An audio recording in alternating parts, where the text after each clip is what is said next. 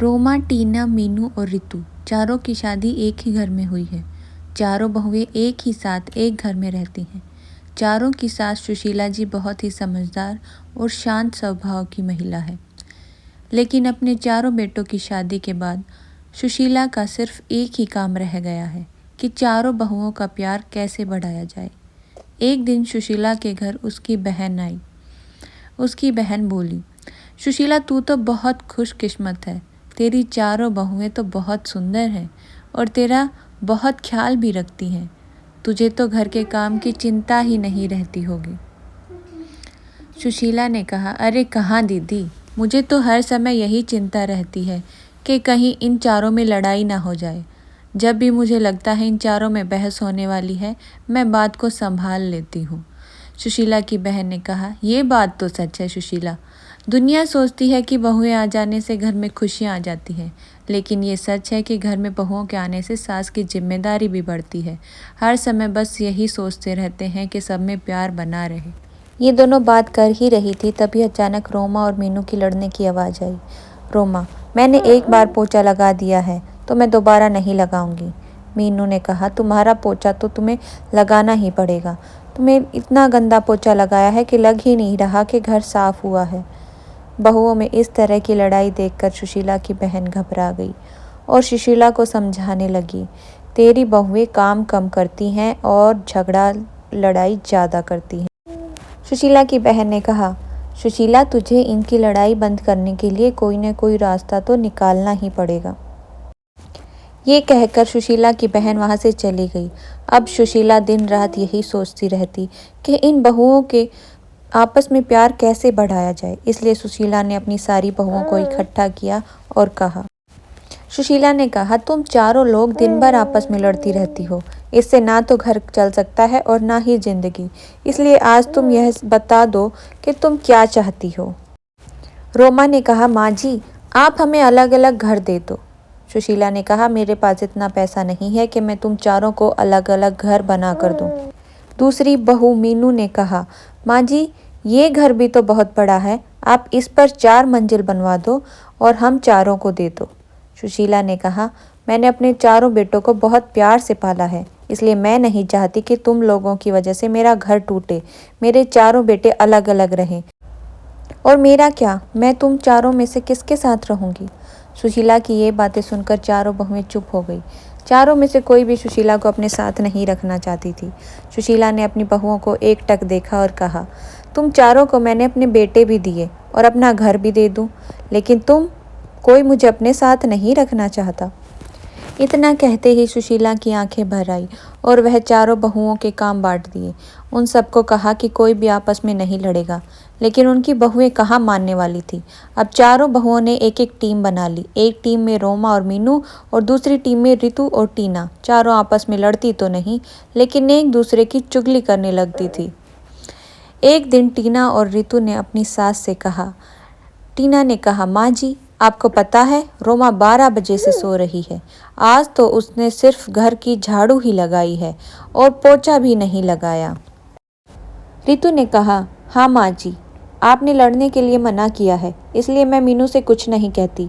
वह आज ही बाजार जाकर अपने लिए 3-3 साड़ियाँ लाई हैं और अपने लिए 3 साड़ी और आपके लिए 1 साड़ी भी नहीं लाई। रितु और टीना तो अपनी सास से चुगली करके चली गई। अब मीनू और रोमा की बारी थी। मीनू ने कहा, माँ जी, आपने रितु को तो सर पर चढ़ा रखा है। वो हमेशा रोटियां जला देती है और आपके बेटे भी बोल रहे थे कि रितु की हाथ की रोटियां अच्छी नहीं लगती। रोमा ने कहा, माँ जी, कल टीना ने सबके कपड़े धोए और मेरे नहीं धोए। मैं खाना बनाती हूँ तो सबके लिए बनाती हूँ। मैं किसी दिन उसके लिए खाना न बनाऊँ तो उसे कैसे लगेगा। रोमा ने कहा, सुनो जी, मैं अब इस घर में नहीं रह सकती। मैं सारा दिन घर का काम करती हूँ और फिर भी आपकी माँ और आपकी भाभीयों की ताना सुनती रहती हूँ। रोमा के पति ने कहा, मैं भी रोज रोज की लड़ाई से दुखी हो चुका हूँ। आज तो फैसला हो ही जाए। उधर मीनू भी अपने पति से ऐसा ही कुछ कहना लगती है। मीनू ने कहा, सुनिए जी, हम कब तक आपके घर वालों के साथ पिसते रहेंगे। बच्चे बड़े हो रहे हैं, उनके भविष्य के बारे में सोचना है। आप तो सारे घर का खर्च चलाते हो, मैं घर का काम करती हूँ। माँ जी से बोलिए ना, घर को तोड़कर फ्लैट बनवा दे और आराम से रहेंगे। मीनू के पति ने कहा, तुम ठीक कहती हो, मैं आज ही माँ से इस बारे में बात करता हूँ। सुशीला के बेटे उसके पास आए और कहने लगे। पीछे पीछे उसकी बहुएं भी आ गई। बेटों ने कहा, माँ माँ कहाँ हो, बाहर आओ ना। सुशीला कमरे से बाहर आती है। बेटों ने कहा, माँ आप घर को तोड़कर फ्लैट बनवा दो ना, हम अब साथ में नहीं रह सकते। सुशीला ने कहा। दूसरे बेटे ने कहा, हाँ माँ, हम सबको एक एक रूम मिला हुआ है, हमारे बच्चे बड़े हो रहे हैं, उनके लिए एक अलग रूम चाहिए ना। जो तुम्हारी बहुओं में 24 घंटे लड़ाई होती रहती है वो भी नहीं होगी। अलग अलग रहने से आपको भी शांति मिलेगी और हमें भी। सुशीला ने कहा, अच्छा तुम्हारी पत्नियों ने घर तोड़वाने के लिए मुझे नहीं मना पाई तो मेरे बेटों को ही भड़का दिया। मैं इस घर को तोड़वाने नहीं चाहती। इस घर में तुम्हारे पिता की यादें हैं, तुम्हारा बचपन बीता है। तुम चारों अपनी पत्नियों के समझाने की बजाय मुझसे ये घर तोड़ने के लिए बोल रहे हो। सुशीला ने अपने बेटे और बहुओं को बहुत समझाया, लेकिन कोई भी राजी नहीं हुआ और मजबूरी ने सुशीला को अपना घर तोड़वाना ही पड़ा। जैसे जैसे हथौड़ा घर की दीवारों पर चोट कर रहा था, सुशीला को वो चोट अपने दिल पर महसूस हो रही थी। अब कुछ दिन बाद उस घर की जगह एक आलीशान बिल्डिंग खड़ी थी। सुशीला ने अपने चारों बेटे और बहुओं को बुलाया और कहा, तुम चारों के फ्लैट बनकर तैयार हो गए हैं। अब तुम आराम से रह सकते हो। तुम अपने अपने परिवार के साथ खुश रहोगे, लेकिन मेरा परिवार तो तुम सब हो। तुम्हें अलग अलग जाता देख मुझे कितना दुख हो रहा है, मैं कैसे बताऊं। बेटे ने कहा, माँ आप कहाँ रहेंगी, मतलब हम में से किसके साथ रहेंगी। सुशीला ने कहा, तुम फिक्र मत करो बेटा, तुम्हारी बूढ़ी माँ किसी पर बोझ नहीं बनेगी। पेंशन तो आती है मेरे पास, उससे मेरा गुजारा हो जाएगा। तुम चारों एक एक फ्लैट में रहने लग जाओ, मेरा नीचे का हिस्सा मुझे दे दो, मैं इसी में गुजर बसर कर लूँगी। चारों बेटे अपनी अपनी पत्नी और बच्चों को लेकर चले गए और आराम से रहने लगे। सुशीला पूरे दिन यही सोचती रहती, मेरी बहुओं में मुझसे चारों बेटों को छीन लिया, चारों में से कोई भी मेरे पास नहीं आता। लेकिन सभी दिन एक दिन नहीं होते, कल मेरी जगह मेरी बहुएं भी होंगी, तब देखती हूँ। एक दिन सुशीला के पास गांव से उसके भाई हितेश का फ़ोन आया। हितेश ने कहा, सुशीला दीदी कैसी हो आप। सुशीला ने कहा, मैं तो ठीक हूँ हितेश, तुम कैसे हो, बहुत दिनों के बाद फ़ोन किया, सब ठीक तो है ना। हितेश ने कहा, हाँ दीदी सब ठीक है, मैं कल तुम्हारे पास आ रहा हूँ, वहाँ कुछ काम था, सोचा अपने भांजों से भी मिल लूँगा। फ़ोन कट जाता है और सुशीला दुविधा में पड़ जाती है। वह सोचने लगती है, बच्चे तो मेरे साथ नहीं हैं, अगर भाई को पता चला कि मैं अकेले रहती हूँ तो वह दुखी होगा। खैर अब जो होगा देखा जाएगा, आने दो भाई को। अगले दिन हितेश सुशीला के पास पहुँचता है। सुशीला अपने भाई को देखकर बहुत खुश होती है, पर वो सोच में पड़ जाती है। हितेश ने कहा, सुशीला दीदी क्या सोच रही हो। सुशीला ने कहा, अरे कुछ नहीं, तुम बैठो, मैं तुम्हारे लिए कुछ खाने का लेकर आती हूँ। हितेश ने कहा, दीदी तुम क्यों ला रही हो, खाना तो आपकी बहुएं लाएंगी ना, कहाँ गई वो सारी। सुशीला ने हितेश को सारी बात बता दी। सारी बात सुनने के बाद हितेश ने कहा, कलयुग आ गया है दीदी, कलयुग। चार बेटे होने के बाद माँ बेसहारा हो गई है, कलयुग है, चलो मैं तुम्हारे बेटों से मिलकर आता हूँ। हितेश ऊपर चला जाता है और देखता है कि सुशीला के बड़े बेटे को शराब पीने की लत हो गई है और वो बहुत ज़्यादा बढ़ चुकी है। उसके 2 बच्चे हैं।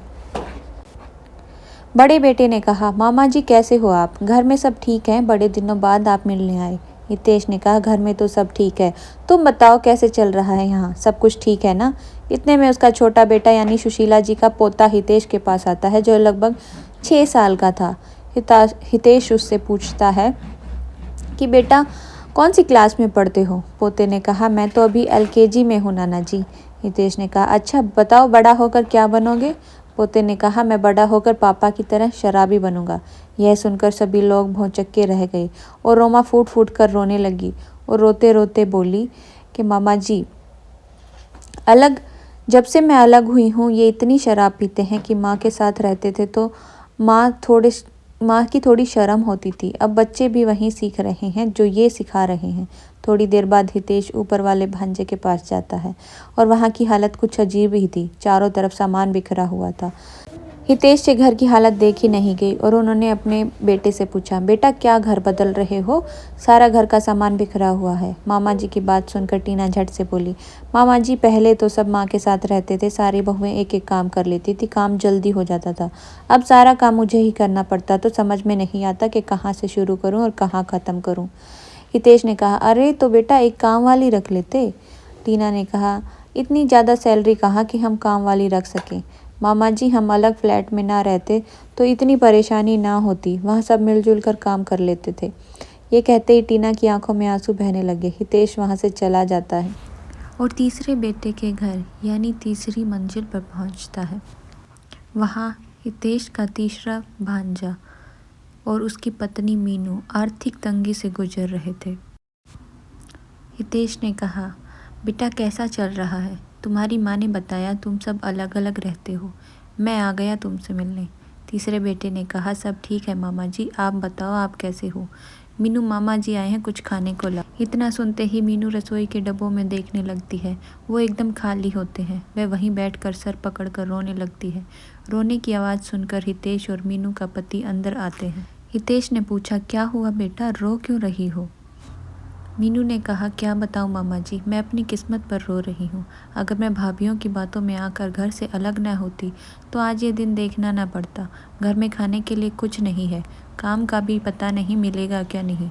मेरी सास हमेशा मेरा ख्याल रखती थी और आज ये दिन सिर्फ मेरी वजह हम सबको देखने को मिल रहा है। मीनू अपने किए पर बहुत पछताती है। अब हितेश चौथी मंजिल पर जाता है। वहाँ ताला लगा दिखता है। वह अपने भांजे को फ़ोन करता है तो पता चलता है उसका एक्सीडेंट हो गया है और उसकी पत्नी रितु अस्पताल में। हितेश भी अस्पताल पहुँचता है। हितेश ने कहा, अरे बेटा तुम ठीक तो हो? क्या हुआ तुम्हारे साथ?